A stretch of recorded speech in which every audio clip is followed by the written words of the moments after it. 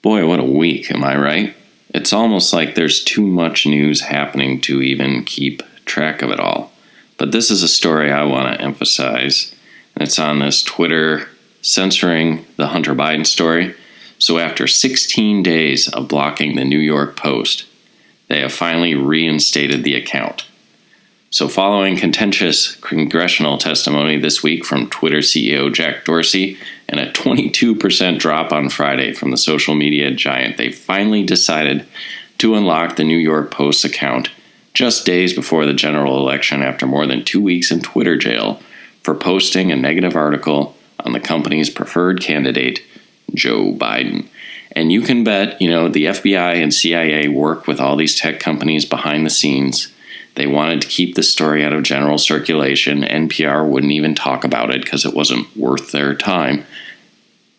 Yeah, we could tell whose side these people are all on.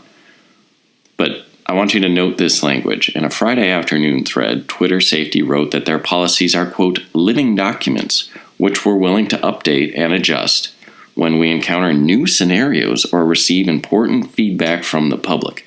Now, this is a debate between the left and the right on the Constitution, whether we should interpret the Constitution based on the meaning that the founders intended, or whether it should become a living document, so like the right to bear arms.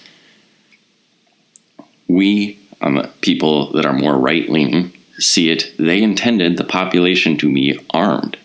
The left wants to keep reinterpreting it. Well, here we could see that living document argument in practice. What it means is who's ever in power gets to interpret it however it's convenient. And so there's a living document for you. Not so nice, especially because, hey, the next CEO of Twitter may not be a radical leftist. The company says they're updating the practice of not retroactively overturning prior enforcement and have decided to let the Post have their account back. Oh, how nice. There you can see the tweet. What's funny is they reacted to pushback, and this is why pushback is so important. This was a win, and this was an important win because they just try to cover up inconvenient stories real time, and this is an example of the internet is not TV.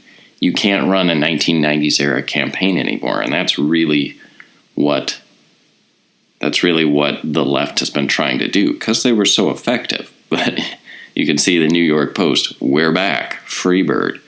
Twitter backs down, and they back down because of pressure. You probably saw Ted Cruz rip him, who the hell elected you? And fair question, right? What we see going on is these tech monopolies are all colluding, and they've, in a way, become more powerful than the government. They can control what you could see and can't see, what you say and can't say, and this isn't a good idea.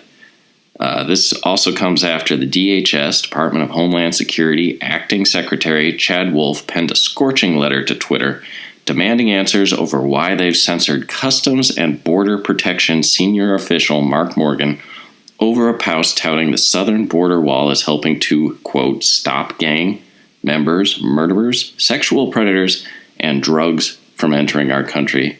It appears his account is still locked. Oh, it's a living document. Yeah, this is working out great. They can actually censor the government. We've seen them censor Trump and take down things Trump has said or posted. These people are challenging leaders around the world. And really, who elected you? You're not a leader. You're a businessman. And so this is something that's going to have to be resolved.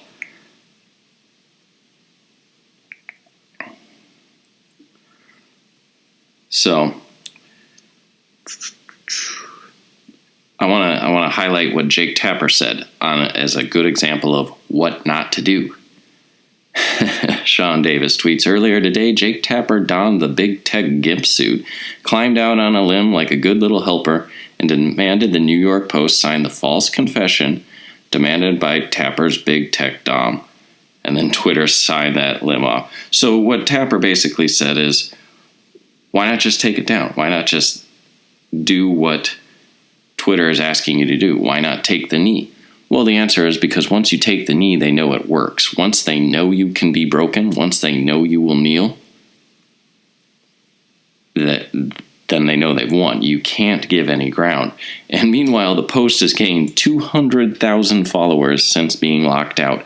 Censorship does not work. Those days are over. That's 90s era political technology.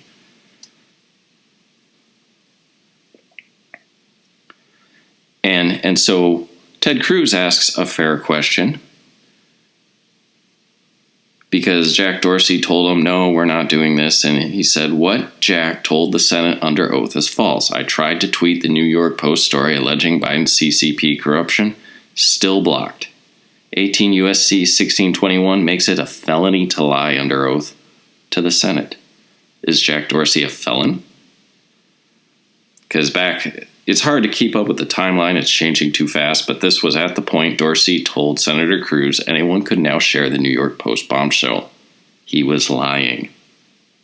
Now, there's this plausible deniability thing, and Hunter Biden talked about it when he was funneling money to his dad.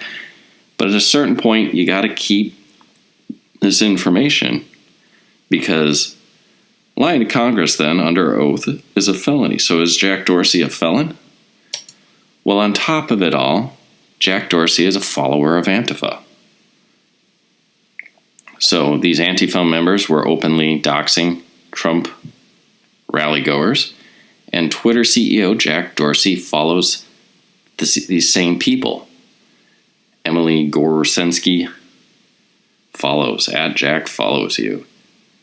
And Red Elephants independently verified this information to be true by going through Twitter CEO Jack Dorsey's follower list on Twitter. Jack follows Antifa are better than patriots. And so not only is he lying to Congress, which is a felony, he's following a terrorist organization that is endangering the lives of half of the country. Anyone, Trump has 60 plus million supporters.